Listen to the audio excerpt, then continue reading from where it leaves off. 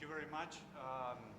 Ambassador Grossi, candidate for Secretary General, will deliver some remarks and then take a few questions. Thank you very much for coming. Well, thank you very much. Thanks for your interest. We have just finished a 3-hour-long conversation, which was good. I think there were many issues that were covered, and it was a unique opportunity for me to address the General Assembly, the whole membership, and listen to their concerns. I got 2 or 3 important messages today, and hopefully I was able to explain what my impressions, what my vision is. So I'm very happy to be able to continue that in your dialogue with you. So up to you. Thank you very much. Yes. Of the ceasefire with Iran this afternoon? Well, I think it is very important that we give continuity to the process. This is a complex process.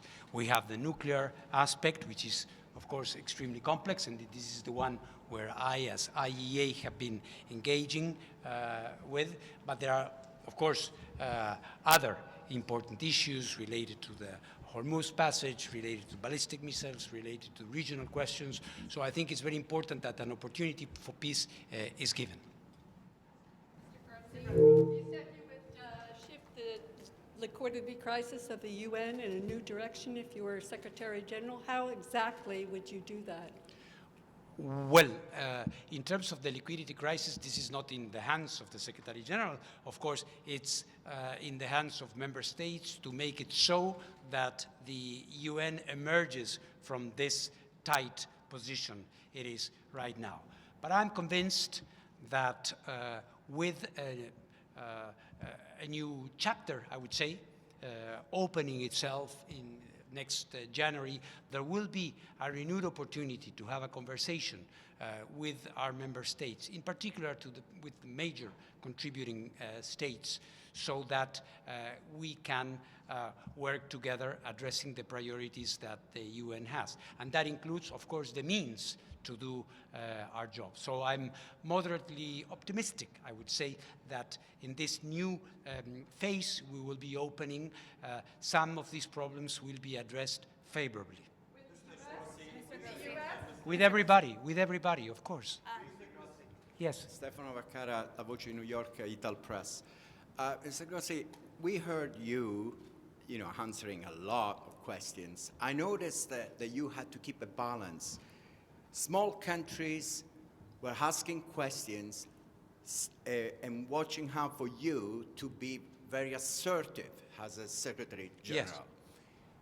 Big powers, we don't think they like that. So how do you do this balance where you have to, in order to become Secretary General, you have to show to many countries in this building that you're ready to be fully assertive Secretary General, but at the same time don't scare out big powers? Well, in your question, I would say, lies the essence of the diplomatic work, which is keeping balances all the time.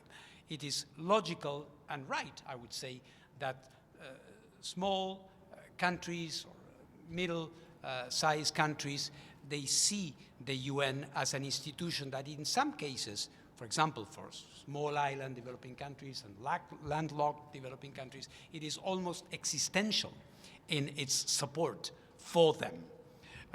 Of course, big players have a different approach to it, but what is important, indeed, is to have everybody together under the same roof. And we are seeing these tensions. Our colleague here was talking about the liquidity crisis and what is the responsibility of one group or the other. The art of being a good Secretary General is to keep these good balances in place. Mr. Grossi, Elaine Reyes with China Global Television Hello. Network. Thank you so much. You said that the UN is not moving in the right direction, and you described the frustration and the sadness around this organization. So what would be your first actionable step in turning this organization around, an organization that is pretty well known for not moving very fast at all? Well, they will see movement, that I can assure you, because this is, and it's not just words, this is the way in which I have been tackling my current responsibilities, which are not simple, and where perhaps with a narrower focus, if you want, because it's on nuclear issues, but nuclear matters have global implications as well. And here we have been able to show and to prove that multilateral organizations have a role to play. And this role can be very constructive and can be accepted and embraced even by big powers. So this is the approach I'm proposing. Hi. Yes, yes, of course. Thank you. My name is Ibtisam Azim, Al Arab Al Jadid newspaper. You know, a lot of people in the Middle East, specifically in Lebanon or Palestine, lost faith in the international law and the UN that it can protect them. So how do you want to hold powerful countries accountable, given also the fact that your faith and your faith in the sense of your job has to do with these 5 countries that have the veto to decide about the future of your job? Well, I do understand this frustration and this sense of despair in the region about how the UN can help countries that have suffered so much for so long be in a better position. I hope to be able to be there with them, to listen to them. They can see me there, and they can see my engagement with others as a manifestation of the ability of the organization to do something about it, or about them. In terms of having solutions to such complex problems, it would be perhaps irresponsible to say something like this. But when engagement is there, when we feel as humans that somebody is really caring and is doing the job and is walking the mile for them, I think that that perception can be the beginning of a regain of some of this faith which has been lost. Mr. Grossi, what about the Strait of Hormuz? Do you think that it's an issue that should find a solution separately from the bigger problem in the Gulf? And what do you think about how the Security Council has dealt with this issue until now? Well, obviously, there's still a war there. We have to be conscious of that. There is a ceasefire, and luckily I learned that it has been extended, but we are in a state of war. The situation of the Strait will inevitably need to be solved in conjunction with the others, because the freedom of passage has become a bargaining chip between the sides because of the underlying tensions. So inevitably, that will have to be addressed in conjunction with other problems. But of course, we need to assure freedom of navigation. It is essential for world economy. It is essential for all. Mr. Grossi, Farnoosh Shumeri with the AP. Can you talk about what your role and the IAEA role has been in the negotiations between the U.S. and Iran, and whether they have asked you to come on, at IAEA, to come on and do any oversight of any nuclear deal they plan to make? Well, we have been engaged in this process for a long time, even before this negotiation, and in this negotiation until February, until the beginning of this new war. And as for the current phase, we are in touch separately with both sides because of what our colleague was mentioning just now. They are dealing with other things, so we haven't been physically there, but we are engaged in the solution of the issue. What is clear, and I think we have heard different players in this, including in the United States, is that if and when an agreement is reached, the IAEA will have to be there verifying. Otherwise, you will, as I myself said, you will have an illusion of an agreement and not an agreement. You have to have the inspectors there checking that what has been agreed is being complied with. Madam? A former ambassador, US ambassador, told Kofi Annan that in Secretary General there is the word secretary. That's all. Which one will you be, secretary or general? Secretary General.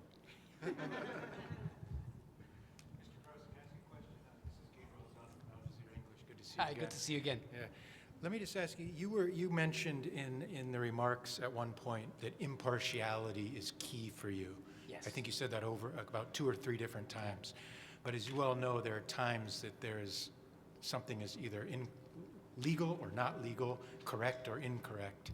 How, as Secretary General, will you deal with that, managing impartiality, which you talk about as so key, but also taking a clear stand when something is either against the UN Charter or against international law? Well, these are not, it's not one against the other. Both things can perfectly well be there. By you, the Secretary General, let's imagine you are the Secretary General, why not? But knowing what is wrong and what is right, but at the same time realizing why are you there? You are not there to lecture a political leader. You are there to try to help find a solution. And for you to be accepted by both, you need to be impartial, which means that neither A nor B will see you as embracing the other side's position. It's a technicality, but it's an important one, because what the Charter says is not my preference. It's this. It's the Charter.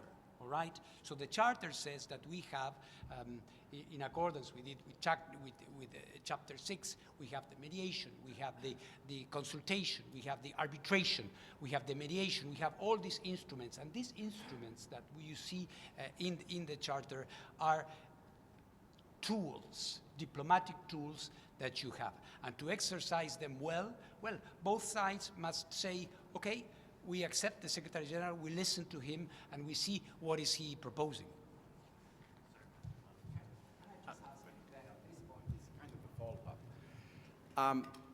So at this point, of all the Secretary Generals that this institution had, which one is your model? Well, it is a nice question. I think each and everyone has had things that they brought, including Secretary General Guterres, that they brought to the function, they brought to the institution. But it is clear that in some of them we see this inspiration in terms of war and peace. Dag Hammarskjöld comes to mind, U Thant comes to mind, even Kofi Annan comes to mind.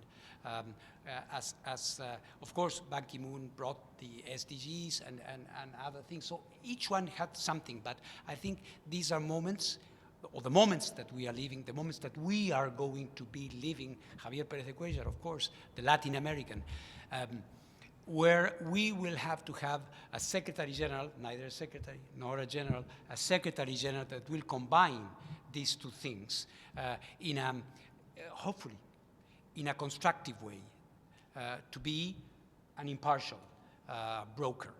This is what we need. Sir, do you think the close relationship between President Trump and the President of Argentina will help you get U.S. support for your bid? I need everyone's support.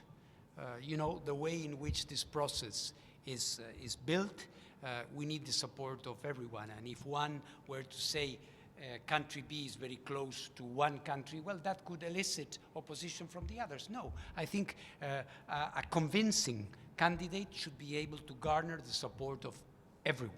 Everyone. Would it be easier if you were a woman at this point? I believe that we need to find the right person, a man or a woman. The right person is what we need to find.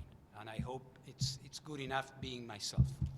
I thank you very much. I enjoyed the opportunity to talk to you, and I hope to do this more frequently in the future. Thank you.